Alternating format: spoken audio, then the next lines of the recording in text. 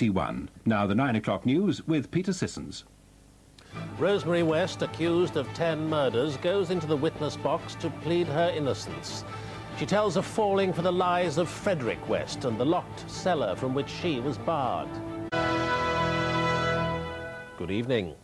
Rosemary West, on trial at Winchester, accused of 10 murders, today became the first witness called in her own defence. Her counsel told the court she knew nothing about and took no part in any of the killings.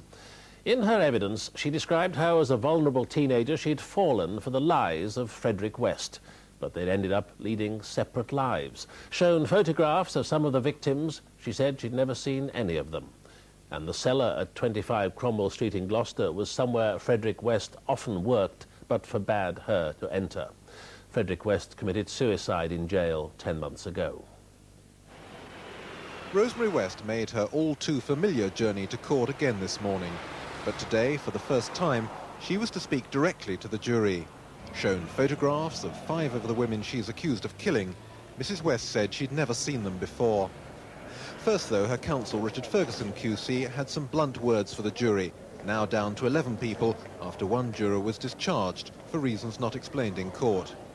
Mr. Ferguson said, "I want to tell you as loudly and as clearly as I can that Rosemary West is not guilty of any of the counts on this indictment.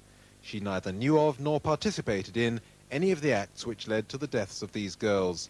Nor did she knowingly hide or conceal these murders." Counsel suggested to the jury that Frederick West was responsible for the killings. He suggested that before Mr. West had even met Rosemary, he'd murdered his first wife, Rena, as well as Anne McFall, a woman who'd helped look after his children. Mr. Ferguson then turned to the 10 victims his client is accused of murdering. He said there was no evidence of how they met their deaths. Because there could be no evidence, the Crown had filled that void with prejudice and speculation.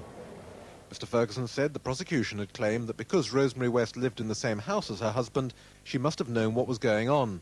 But he said, the fact that Rosemary West may be a lesbian does not make her a murderer.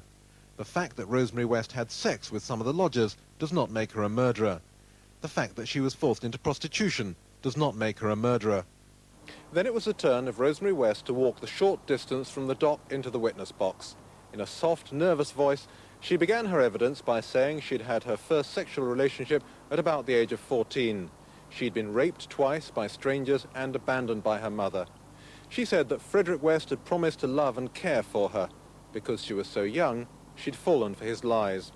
2.5 weeks ago, the family's former nanny, Caroline Owens, glimpsed here on her way into court, said she'd been abducted and assaulted by the Wests in 1972.